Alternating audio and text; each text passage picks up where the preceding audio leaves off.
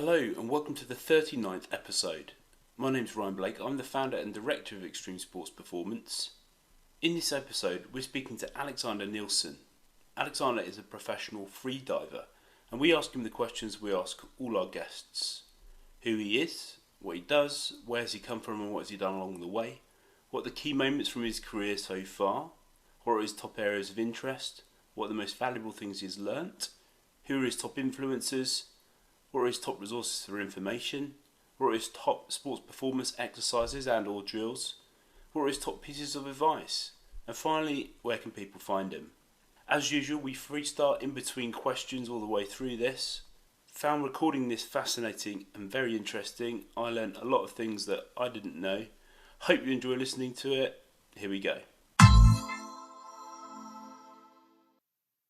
Hi, Alexander. Welcome to the Extreme Sports Performance Podcast. It's a pleasure to have you on the show today.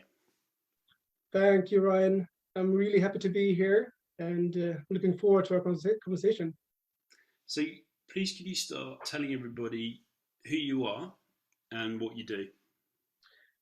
Yeah, so my name is Alexander and I'm a free diver, which means that I dive deep on a breath hold. And yeah, I've been doing that now for around 6 years. And I've been concentrating on diving as deep as possible. So, in free diving, there's a lot of different disciplines. And you're like a pool side of free diving as well, and then is a depth part. And I've been focusing on the depth free diving. And since I started 5 years ago, I did I took the Swedish national record around 3 years ago, if I remember correctly, and that was with in a discipline in freediving we call constant weight with bifins, which means that you're diving as deep as you can with like long snorkeling fins would be the easiest way to describe it for like non-free divers. And that dive was to 73 meters and it took around 2.5 minutes. So you can hear like the dive time is not that long, but when it comes to free diving, it's all about like being able to cope with the pressure and also be able to cope with the stress during a freediving competition. Because it's one thing to be able to do it in like a training situation, but then completely different thing to do it when you actually go to a competition. So this is what I've been doing for the past 6 years. We've just been traveling around the world, been freediving, going from one depth competition to another. Most of them are in really beautiful places, like I spent a lot of time in the Philippines and in Bali and Dahab in Egypt was one of my hubs. So it's very similar to like the surf league, if people know about that. So you go from one place to another, and then you just go to these very tropical places and just dive as deep as you can. So I felt very privileged to have lived this life for this past 6 years, and it took a hold. Like when the pandemic hit, I had to go back home to Sweden because, of course, it was impossible to go to all these beautiful places. And I went back to Sweden, and now I'm here. And I went back to studying actually. So now I'm studying to become a health coach.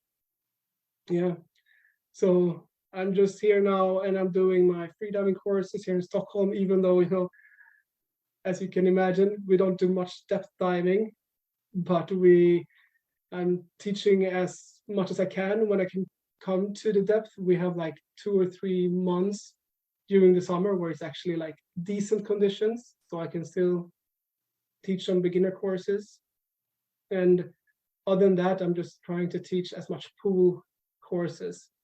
And yeah, waiting for the world to open up again so we can go on and just continue like doing these depth competitions like we used to.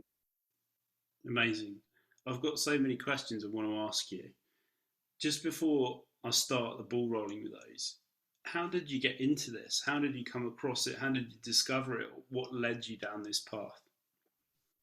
Yeah, so when I was 20, I think it was like 21, I went on this backpacking trip, and I've just finished like my studies, and then I went on this backpacking trip, and I had no clue what to do with my life, like most people do in their like early 20s.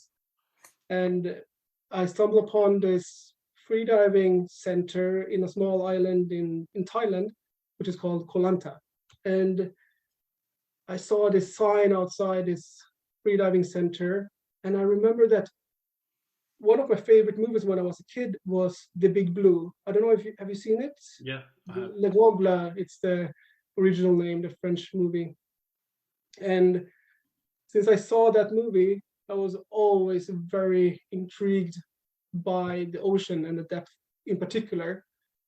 And I think from watching that movie, it planted a seed in my mind of like always coming back to the ocean. And most of the freedivers that I met, they actually been growing up in a place close to the ocean, in a place where they're being like fathers or being fishermen or so on, and they had easy access to water. But I grew up in Stockholm, in Sweden, where the water is like 10 degrees Celsius, and it's gray or black water. It's really not good for freediving or uh, snorkeling for that matter. So I didn't really have that exposure to the depth, but I had always this feeling that I wanted to know what it was down there in the depth. And I have very vivid memories of when I was a kid, when I was like 5 or 6 years old, and we had this summer cottage house we used to go to in the summer. And me and my father, we always went out in the morning with the boat to take up the nets because we were fishing. And I was always sitting in the front of the boat, asking my father, who was driving the boat, like, how deep is it here? How deep is it here? How deep is it here? Like every 10 seconds, until he got really annoyed at me. But I did it all the time because I was always so, I don't know, it was something about the mysteriousness of the depth that really intrigued me, Mm. that I wanted to explore. And of course, that was just in me from that age. And then when I saw this freediving sign in Thailand, like learn how to freedive and how to dive deep to, I don't know, 20 meters on your first course, I saw that and I was like, this is what I should try and see what would happen if I do it, because I had this urge, you can say, Yeah, sure. but which I have at that point I hadn't explored yet. Hmm. And from that course on, I had a really good freediving instructor, which is very important. Like you have an instructor who's very passionate about freediving. And I remember after the first course, she told me that, okay, if you want to continue and do the next course, you will experience something that is called the free fall. And when I heard that, and when she explained what a free fall is, and that it's actually that you're just sinking like a rock down to the bottom after around 15 meters. When after I heard that, I was like, okay, I'm just gonna keep on practicing and see wherever it takes me. Yeah. Amazing. So, if someone has never freediving before, and for instance, when you started, what's the first things that you need to make sure that are in place, or the first things that you practice or focus on right at the beginning? Yeah, so the first thing that you will practice is just breathing techniques. So you want to get the right breathing, Hmm. and you want to get awareness of your body and to be able to relax your body. We usually say that freediving is 90% mental and 10% body. And what we mean there is like it's so important to be able to relax mentally and also to be able to relax with your muscles, because when you have a tense muscle, you're using up more oxygen. So that's the first thing you want to do. Okay. And then from there on, you can start incorporating more technique training to get the person to get a good finning technique and good hydrodynamic posture in the water. But the first thing is just being able to relax in the water. Sure. Okay. I'm definitely going to dive deeper into the specifics of training like later on during the chat. And just coming back to what you just said about the breathing techniques, is that something that you do off like out the water first, or is Yeah. it something that you have to familiarize yourself with in the water? So this is usually something that I do outside of the water. Yeah. We are very close to yoga. A lot of people that start with freediving, they come from yoga or Okay. vice versa. So, and there you do a lot of pranayama. So breathing techniques when you focus on the awareness of the diaphragm. And important thing in freediving is to be able to stretch your diaphragm and to have a flexible diaphragm muscle. So you're able to control your breathing. So that's a lot, that's the biggest part of the breathing technique itself. And then we do very simple techniques like being able to breathe with your belly and just have one hand at the chest and one hand at the belly, and just being able to get the lower hand to move and to get these different sections moving in like as you want it. And there I actually do this breathing techniques dry. And that comes also to breath holding part. So when you do freediving, number one rule is to always do it with a trained body in the water. Otherwise, it's very dangerous. But when you do breath holding training, you can do it in your bed. Like you're safe if you do it, we call it the dry training in freediving.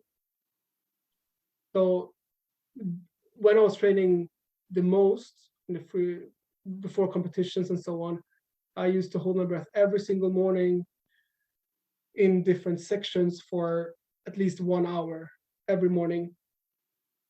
And then that would be also on exhale, which means that you're exhaling all the air that you can breathe out, and then you hold your breath like that, just to explore and to get your body to this kind of like low oxygen stress and to adapt your body to that. Because this is something that you can train your body to be able to cope with low levels of oxygen. Like I usually say, an untrained person faints or black out in freediving term at around 50% oxygen saturation in the body. And when I trained this the most, I had this oxygen saturation meter on my finger, and I was able to get down to 22%. Wow. Which is, of course, I had it here, not in my ear, so it's not like 100% accurate. Sure. But still, I was able to get it down quite a lot, and I was still like lucid, and I was still quite awake at that point. So what would you say, since you've started, this is I suppose a double-folded question, so what would you say the key physiological changes that have happened to your body since you've started from day one to now? And what have been the key moments from that you've experienced during the time that you've been freediving? The easiest thing to measure was actually my lung capacity. So what happens to my lungs? Like, how are they getting bigger, or are they staying the same? Or are they actually getting smaller? Because I've also seen some people that train a lot of depth, their lungs are actually adapting to that. But when it comes to me, I did a spirometer test when I began freediving, and my lungs were around 5 liters. That was my volume. And after 5 years of freediving, there were 7.5 liters. Wow. Yeah, so it's possible to get bigger lungs. And for people who want to know how to get bigger lungs, The answer would just be, when it comes to freediving, to hold your breath on full lungs and to be able to take a big inhale and then just hold the breath like that. Because you're what actually, when it comes to like what actually determines if you have big lungs or small lungs is more about the flexibility of the rib cage. Like if you have a very flexible rib cage, your lungs can inflate quite a lot. You can see the lungs as like sponges. Yeah. Like balloons are not the best way to think of them, because a balloon is blowing up, or if it gets too big. But the lungs, you can see them more as sponges. So you fill them up, and the only thing that constricts the lungs is the thoracic cavity. So being able to stretch the thoracic cavity will enable you to take a bigger inhale, and therefore also having bigger lungs. And one good stretching technique that I noticed, which helped me a lot, was to you lay down on your back on the floor, and then you put ball in the middle of your back and just stretch out your arms like that. And then you lay like that and breathe normally for 10 minutes. And that's a really good thoracic cavity stretch. Because I think it's beneficial for everybody, no matter what sport you do, or if you're an endurance athlete, to be able to take a lot of air into the lungs and have bigger lungs. Do you know of, or do you feel that that technique or these specific breathing techniques to freediving can cross over and have physiological benefits to other activities, other sports? Yeah, for sure. Like, since I had to stop competing now for a while because of the pandemic, I started to do more like endurance sports, and I started to do like longish runs. I went on a trail running race for 30K, Yeah. and like I saw it was quite a quick transition for me to be able to run longer distances. And I think the reason for that is that I'm able to cope with higher levels of carbon dioxide. Right. Yeah, because one thing that usually blows most my, like when I teach the first freediving course, what people don't really think about is when you hold your breath, and the reason why you want to breathe is because you have higher levels of carbon dioxide. It has nothing to do with lower levels of oxygen, like most people think. So a lot of the freediving training is just about being able to cope with high levels of carbon dioxide in your body, to be able to cope with this like discomfort of like having to breathe. And I think having done that for like 6 years, and then going out running and having this like buildup of CO2 felt quite okay for me, which made me I was able to then run further with less discomfort. So I think that's applicable to many different sports when it comes to like being able to cope with that kind of discomfort of high levels of carbon dioxide. There is a lot of work coming out now when it comes to breathing techniques, and to be able to breathe less in a sport. I don't know if you read Breathe, I think it's called, this book about how to, in simple terms, just do your sport and breathe less while you do them. Like be able to breathe through your nose instead of your mouth is one big thing, which I also do when I'm out running. I'm trying to, as long as possible, just having my mouth closed. And there also you can do a lot of different things. You can breathe when you sleep, for example. You can tape your mouth,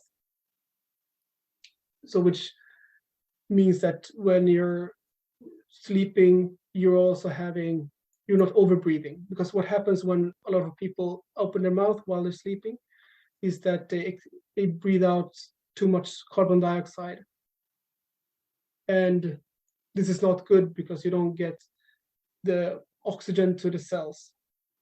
You get this called Bohr effect. So the hemoglobin sticks, and you don't get the release of the oxygen to the cell. Okay. And it's a really good idea to have a slight urge to breathe while you're doing your exercise, to be able to get more oxygen out to the cell.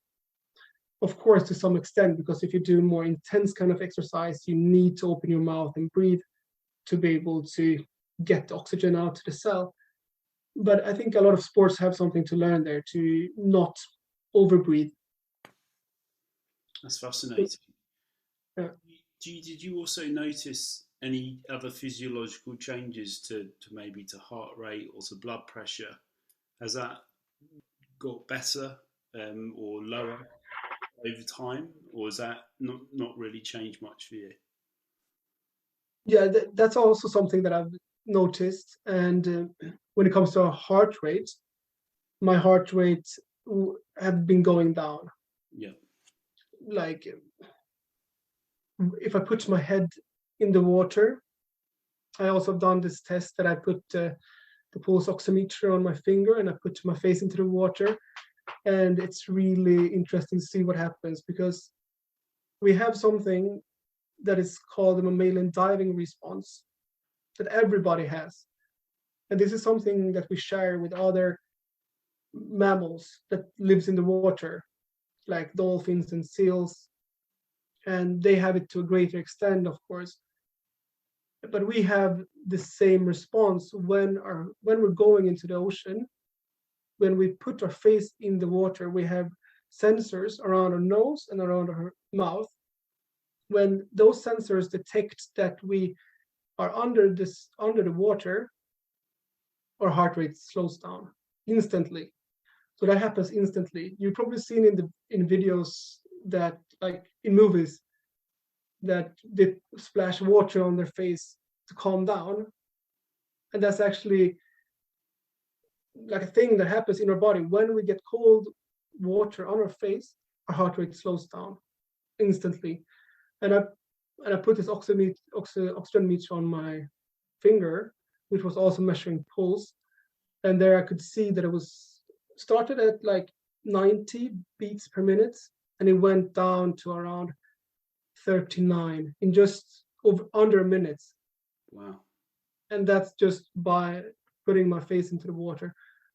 So that's something that I also see. Back to your question there, if it's something that I've seen long term, like my resting heart rate, of course, went down quite a lot when I was freediving. Yeah. Because my metabolic rate went down, and it went down to I think my resting heart rate was 40 something, and that was continuing. Blood pressure, I actually haven't, I don't know, but I think it went down as well. It's a good idea to have a low blood pressure when you're holding your breath to be able to relax. So that's something that I don't know if it actually went down, Yeah. but there's been a lot of different things that have been going on, losing a lot of size, Yeah. depending on Yeah. discipline. Mm-hmm. When it comes to static breath holding, which I was training for a while, this is just when you hold your breath laying still in the water. And when you do that, the aim is to not have much muscle, and pretty much you just want bones and big lungs on your body. and there, I could fluctuate a lot on my weight when I was training for that discipline or if I was training for depth. Does muscle mass or fat mass make a difference to your efficiency of being able to utilize oxygen and manage your carbohydrate levels?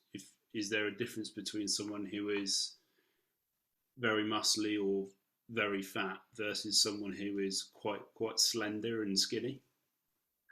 Yeah, when it comes to fat, you cannot really see any difference. I've seen a lot of quite heavy people being able to dive to 100 meters, Wow. Okay. like propelling themselves down and up as well. Like there's not much difference because freediving is a sport where it's so much about the mental and so little about the body. So you can still be super good freediver even though you're like 60 years old and you have a little bit of like blubber and you're not having the best cardio, but you can still be super good freediver just because you're able to relax. Mm. You're able to put yourself to a very trance-like state and relax your muscles. That's so important in freediving. So that wins over having the best built physique for freediving. It's so much more important to be able to relax mentally and to go down there and to cope with the pressure and not being stressed down there. Got Like it. that's the main point. And of course, when it comes to muscles, it's a good idea to not have too much unnecessary. Like you want to have muscles on those body parts where you're gonna need them. So, for example, if I'm going down with bifins, I want to have strong quadriceps and hamstrings, and I want to have a flexible upper body to be able to be streamlined. Like that's my priority for that. Yeah, but of course, you need to be well rounded. Yeah. I suppose it's Yeah. like any sport, isn't it? You have to have the somatotype, the right body shape, Mm. or a body shape in an appropriate range. Because obviously some sports are very very varied for your position or for your main job, Exactly. and your physiology has to match that. So that makes sense. Hmm.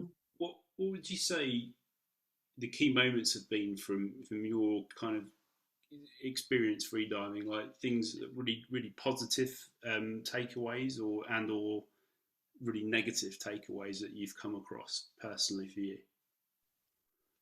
So I think when it comes to the best moments and the moments that comes to my mind straight away when I think about this is when I took the national record. Uh, just after being freediving for 3 years, this was something that I never dreamt of. When I went into freediving, my whole goal was just to be able to free fall as far as possible and so as long as possible. And my priority was never to really reach a certain depth or to be able to take any medals or records or anything like that. And that's also one interesting thing with freediving, that you can never have this kind of goal in your mind when you're freediving, because then it's impossible to go to a certain depth. I've been trying to dive to say 80 meters and really wanting to go down there, like right, really wanting to get to this bottom plate. But then something in me locks. I'm tensing up and I cannot go down there. The only way to get down there is to have this kind of ease in mind and just enjoying the process and focusing on the next goal and the next goal during the dive. And therefore, in that way, being able to tap into the flow state, which is very common in most extreme sports, that to be able to achieve something in the sport, you have to be able to let go of what you're trying to achieve, which is super hard to do because, of course, I want to dive down there, but I have to kind of like forget that, at least during the dive. And that was something that I realized, and I think something that really helped me to be able to get this beautiful moment when I took this national record, because it was kind of like after I came up from the dive, I was kind of surprised. I didn't really expect it, I was like, okay, I go down and see what happens. And I'm there during the competition to enjoy the time with my freediving friends and just hanging out with buddies. And then if I make it, I make it. And with that kind of thought and that kind of mentality, I was able to get down there and up, and then that was a very beautiful moment. And then I really understood what freediving was about, and not about it's not about like reaching a goal or reaching a certain milestone. And I think it goes for everything in life. When you reach something, you're kind of reaching this plateau, and then you're asking yourself, okay, what's next and what's next. But it's so important to just enjoy the process, and it goes for every sport. And of course, it's important to have goals in mind and to be able to look forward to something and to have something to train for. But it's even more important to enjoy the process and to just have fun with it and have this kind of like playful mind in the sport. And that's something that I saw was very, very evident when it came to freediving, because I was training and I was competing with the world record of freediving, Alexei Molchanov, who's a Russian beast who's diving down to 130 meters. And I saw how he was diving, and I could learn so much from his state of mind, just playing around in the water and just having fun doing it. And I think that goes for a lot of sport, like just being able to be playful while you're competing on the highest level is on one hand really hard, but it's so useful when it comes to be able to perform in these stressful situations. So that was like one thing that really stuck in my mind when I took this national record. And when it comes to like a hard experience, like some tough, I think it must have been when I had this first competition that I went to, and I had been training so hard for a whole year in Sweden. I had been laying in my bed every morning, holding our breath, and just being. I remember I was walking up the stairs, in my flat. I live on the fifth floor, and I was walking up the stairs on breath hold, and that it was horrible. For 1 year, I was doing this, and then came the time when the freediving competition was in the Philippines, and I went there, paid all this money to go there. I'm arriving there, and the second day I realized, okay, I get a cold.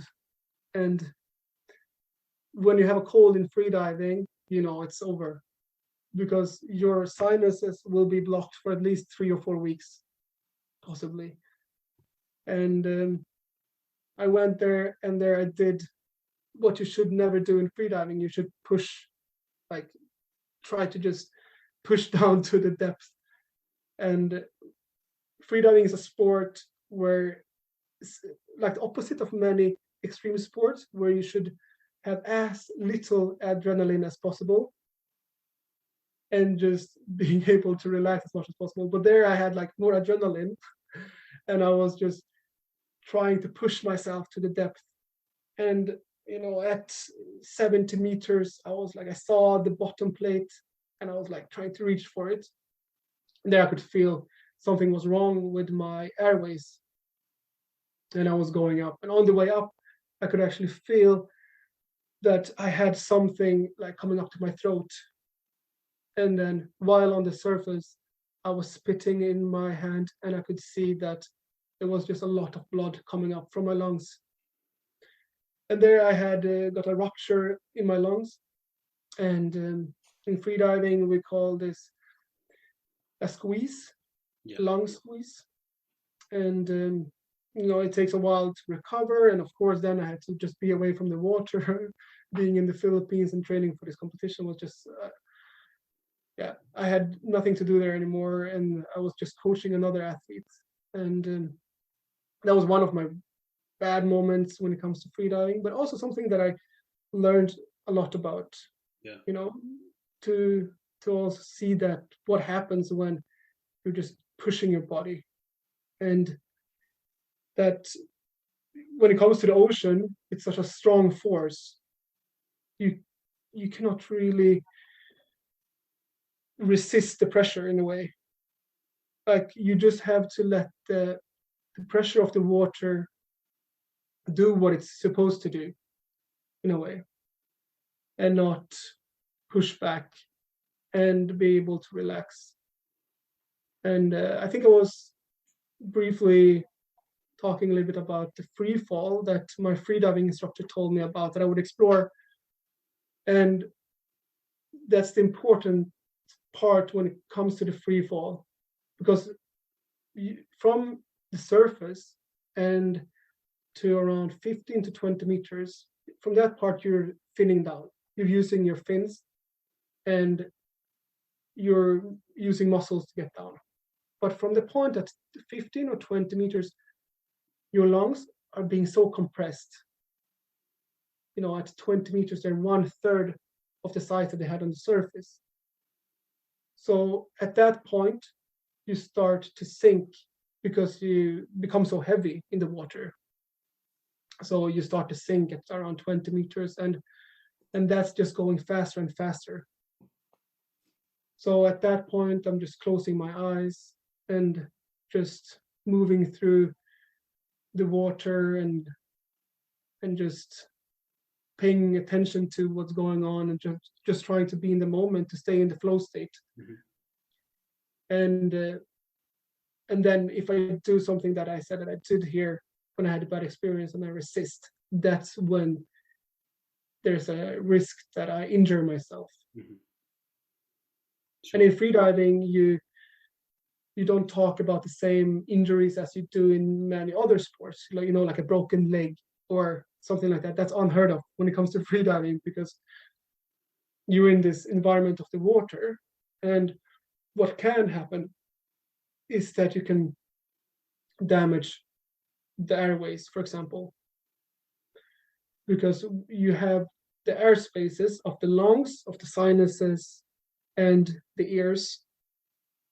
Those places you can damage when you're going under pressure. So I can mention another incident which was also kind of like negative for me, which had a negative impact. It was also in the Philippines, and I was doing a training dive. I had just had a cold coming up to this dive, but I felt okay diving this day. It's very important to know your body in freediving, to kind of like wake up and to look at the heart, like, okay, is it higher or lower than my normal? And if it's higher, you should just stay away from the water. And here I was like, okay, it's kind of okay. And I could feel that my sinuses were a little bit blocked, but still okay. I went out to the ocean with my friend. He was doing safety on me. I was doing an 83 meters dive, which is, for me, it was quite deep at this point, it was like a personal best dive. I went down and I start coming up, and on the way up, I could notice that something was wrong. And what I noticed is that I start losing my motoric control, and I start to see double. Wow. And when I noticed that, I was like, okay, now my priority will just be to come up to the surface as fast as possible. So I met my safety diver, and I saw two of him. Like I could see, it looked like I had two safety divers. And we came up to the surface, and the same was going on there. I saw two faces, and I saw double horizon. And I've heard about vertigo before, that that's something you can experience. And I actually thought that I had decompression sickness, like the bends when you get like a blood clot, kind of. And this is what I was afraid that I had. So I was going up on the boat, and I noticed also that I felt strong nausea because of the vertigo. and I couldn't really move properly. And I went later to the ER, and they could see that I had actually air that was trapped in my inner ear, and that caused this vertigo. And this is something that is pretty rare, but it can still happen in freediving. That you get this air trapped in the inner ear, and therefore you get vertigo. Wow. So yeah, that was a scary accident, Mm. but yeah, it was a short recovery, and I came back. Yeah. That's great. There's so much to pick out from what you've just said there. Like, it's fascinating and really, really interesting. And what you mentioned about flow state, that's just so true in so many other sports when the tactical, technical, mental, and physical all align and it's effortless, and you almost feel like you're floating through whatever it is you're doing, with no resistance or difficulty from anything. It's just all comes together, and I've explored that a lot, and we've explored that a lot as a company with all our coaches, and the best performances we've personally experienced, but also seen, have all come out of that flow state. Mm. But it's so difficult to repeat, Mm-hmm. because it's so different for everybody. But there's not a secret recipe, but it's also so dependent on the moment. So I think the other thing related to that is just that ability to, which you alluded to, is that ability to be able to play and Mm. have, Mm. train and try things under a no stress or no pressure environment as Mm. well. It allows you to discover these new skills and these new mental processes as well. So it's just so interesting to hear you speak about that. And yeah, I'm glad you ended up being okay, because I can imagine if things go wrong in freediving, they go wrong very quickly, and they can be very serious as well. Yeah, it's fascinating to hear that. Yeah, but like you said as well, when it comes to to other sports, it's so important to find this playfulness Mm. because it's very common that you see that people, they go into a sport for one reason when they're a kid, because they love the sport and because they enjoy the process of playing the sport. Because that's what you say when you do a sport, you play pretty much. And and after a while, a lot of people, they lose that when you start competing on a high level and so on. And in a sport like freediving, where it's so mental, it's very evident that you cannot perform like that. I've never seen a freediving performing a good dive being stressed. Like, it just can't happen. Like, it's impossible. And like you said, I think being able to reach the flow state, it's easier said than done. It's something that you have to repeat and try to be able to get all these technical aspects to the core. And for me, it really helped to be able to do a lot of visualizations. Because we were talking briefly about the kind of training I do outside of the water, which in freediving we call that dry training.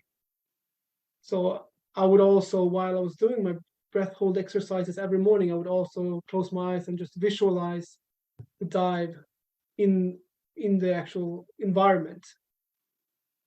And as you know, our brain cannot really tell the difference so well from an actual, like, being in the water in the Philippines, or if I'm just in my bed in Sweden. And it really helped me to be able to just do this visualization training in bed for a year, because a lot of free divers, they thought it was weird that I was able to just go to this place in the Philippines, and I was training for just 1 or 2 months and be able to dive to maybe say 80, 85 meters. A lot of free divers, they, on the other hand, they stay in a place or they live in in a place where you can dive deep all year round. But I noticed that it's actually possible just to visualize and do this kind of visualization practice leading up to the dive. And I think that goes to for many sports as well, that using this visualization technique, it's really helpful. And trying to visualize things very clearly, how they feel on your, how the temperature will be on the skin. For me, it will be the temperature of the ocean, and how the sound will be. The sound in the ocean will be like crackling sound of like the fish eating on the corals, and then just closing my eyes and imagining the dive step by step. You hear so many stories about that, don't you? About Yeah. records being broken or competitions being won, and people say in the interviews afterwards, "Well, I imagined myself, I saw Mm. myself do that," Mm. and that links to something I often say to athletes as well, is that you don't necessarily rise to your level of performance, but you sink to your level of preparation. Mm. And if you've done all the work and it's good, honest, quality work, and it's done over an appropriate timeline, um, and it's consistent, then there's no reason why you can't achieve Mm. such greatness in what you do. Whereas if you force it or you rush it or you don't truly believe it, then you're already getting in your own way really before you even Mm. start. I have a few more questions, Alexander, Yeah. for you. I've got so many, but I'm just trying to pick the key ones that I think the listeners would really want to know. And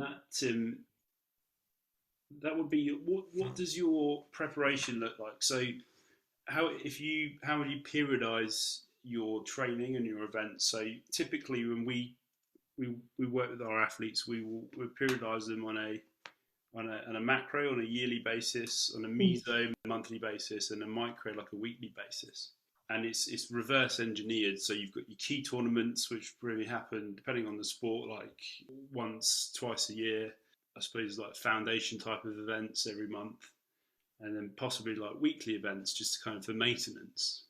How do you go about that for your free diving and your sport? Is that a system that you follow, or do you do it differently? No, it sounds very similar to what I do as Yeah. well. Like you do it in most sports when you compete in a higher level. That for me, for example, I would start the season by doing a lot of volume and low intensity. Mm-hmm. So in freediving terms, that would be that I will maybe train a lot in the pool. So I will do dynamic swims, just swimming horizontally in the pool on breath hold, but not experiencing so much discomfort, so, like almost no discomfort, Mm-hmm. and just being able to repeat this and train technique mostly. So just having a high volume, low intensity in the beginning, and then when I get closer and closer to the competition, I will then increase the intensity but lower the volume. So if you take the example of the pool, for example, I will swim longer distances but with shorter breathing intervals, meaning that I will experience more discomfort and also longer swims. But this I can only do for a very short period of time because I will burn out if I will do this all the time. Sure. Because the mental discomfort you feel when you do this kind of swims, especially in the pool for some reason, it feels horrible when you're swimming long distances and holding your breath and almost have no time to breathe in between.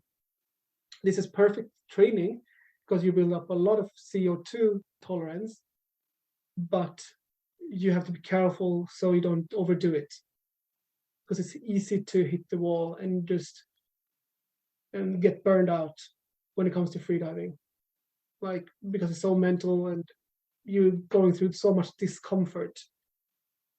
It's it's a very like particular sport in that sense that it's all about like being able to resist this kind of discomfort, at least in the beginning of it. Like I think everyone knows how it feels to hold your breath. Like you start holding your breath and then you start to get this weird feeling like, oh gosh, this is horrible. I just want to breathe now. That's just the beginning of it. And then I can tell you it's not getting easier. Like it's just getting worse and worse for every second until the point when it starts getting nicer. And that's the time when it start to when you should start to breathe again. Of course. And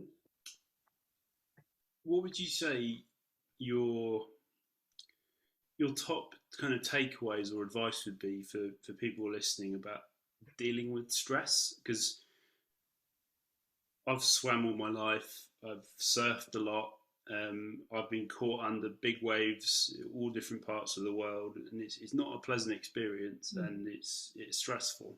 Um, and I could only imagine that diving very deeply underwater is going to create natural Mm. amounts of stress, which possibly will improve. You can improve how you deal with that. Obviously, the more you do it, the higher level you are. Are there any kind of things that you found have really helped you with that? So for me, it's been a lot being sure about my own capabilities of the sport itself, Okay. and also being able to know that you know our bodies can do it. Like our we can hold our breath for at least 4 minutes, no problem. When it comes to oxygen, like everybody can do it. You can put everyone on the street, get them to hold their breath, and if you take away this stress center in our brain, you can hold your breath for quite a long time, but it's more about being able to deal with the discomfort and knowing that and having that knowledge that I can do this makes me able to relax.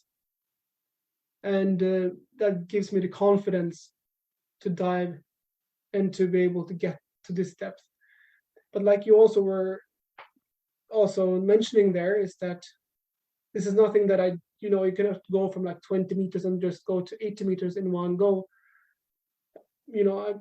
If I manage one dive to one certain depth, I only increase for at least only 3 meters maximum, nothing more than that. And in that way, I'm able to adapt my mind and my body to the depth, getting Mm-hmm. used to the depth. And I think in freediving in particular, which is so important, so mental, you have to be able to relax at depth. And one thing that really helped me as well, more than just being sure that my body can hold the breath for so long, was to spend a lot of time at depth. One of my favorite things to do in freediving is to do what we call hang. This is when you dive down and then you hang at depth and you just chill. And I I have one really beautiful dive that comes to my mind now that I did a few. I think it was a few weeks before I went from the Philippines during the pandemic, and it was a weird situation because we were not able to dive during the days or any time actually in the Philippines because of the pandemic. So they closed off the ocean, and we went out in the night time instead.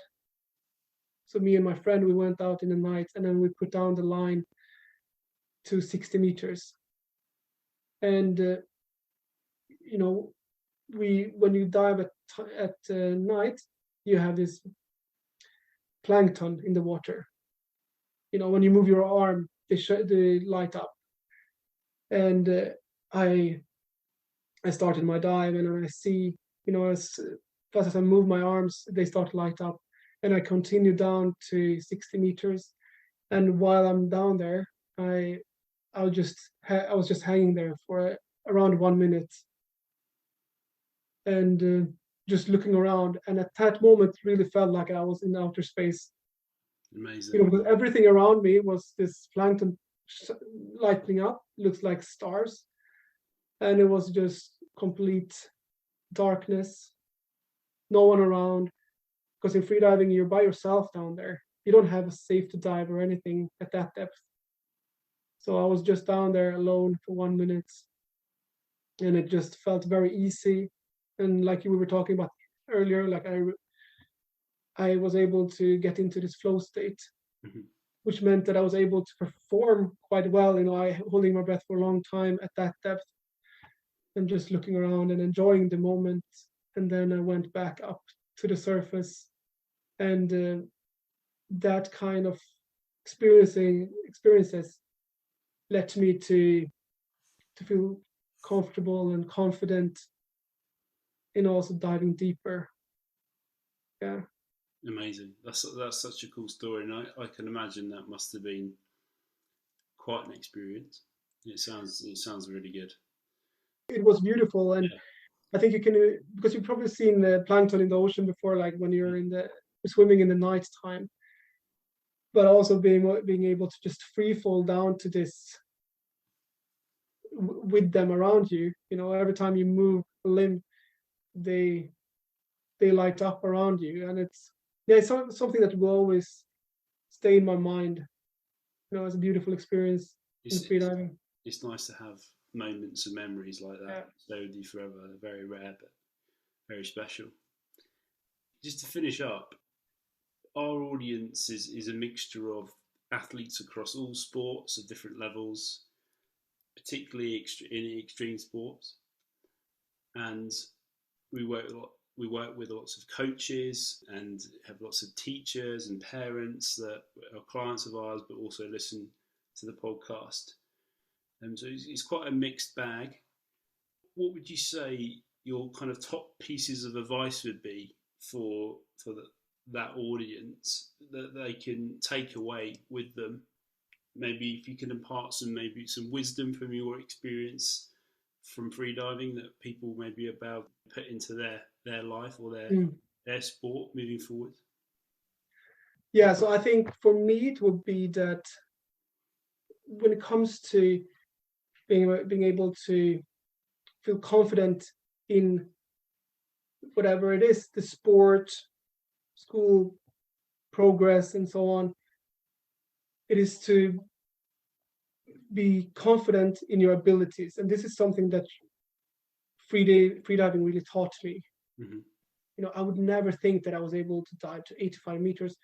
Telling me that when I started my freediving course in Thailand when I was 23 or whatever, like in a few years you will be able to dive to 85 meters. I would never have believed you.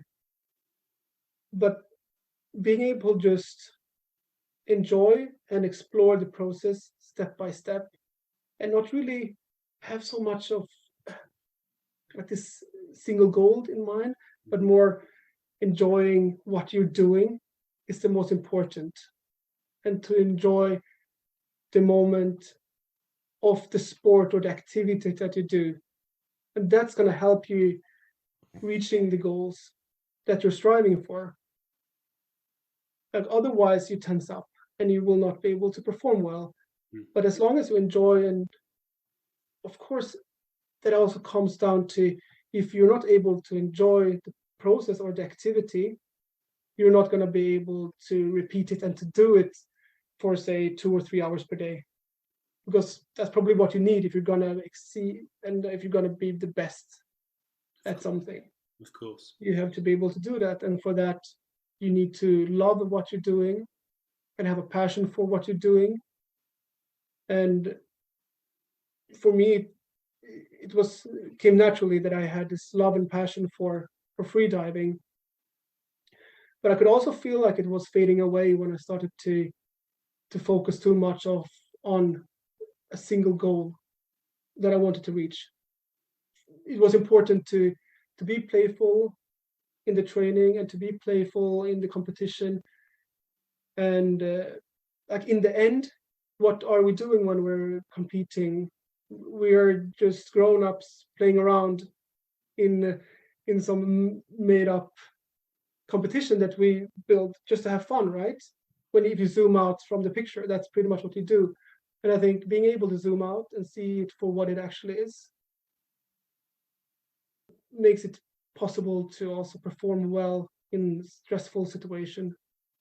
Amazing. That's such a great message to finish on. Thank you very much for sharing that. That's awesome advice. And I can personally relate to that too a lot.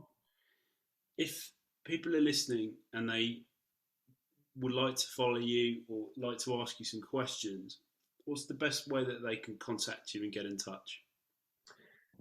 So Alexander Freediver, it is my website, alexanderfreediver.com, Instagram, Alexander Freediver, and what more do I have?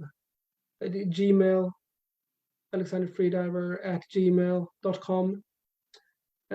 So those three, if you want to get in contact for whatever reason, getting to know more about freediving or so on, just feel free to send me a message. I'm happy to reply. Amazing. I'll pop all those links and tags and handles into the show notes so people can click on them directly below. But Alexander, I just wanted to say thank you so much for coming on the show. It's been a pleasure talking to you. I found it fascinating. And yeah, all the best for the future, your future endeavours. Yeah, thanks, Ryan. And also thank you for this conversation. It's been awesome. Thanks for listening to the 39th episode. We hope you enjoyed the show. It would really help us out if you could please leave a rating and or review on whatever platform you're listening on. Be sure to check out our website www.extremesportsperformance.com that has details about our consultancy services, our in-person and online support, our in-person and online education, our media pages, our contact details, and how to subscribe for free to stay informed about company news and updates. Join our growing social media community on LinkedIn, Instagram, Facebook, YouTube and Twitter. Links to these can be found at the top and bottom of our website and via any search engine. Until next time, take care.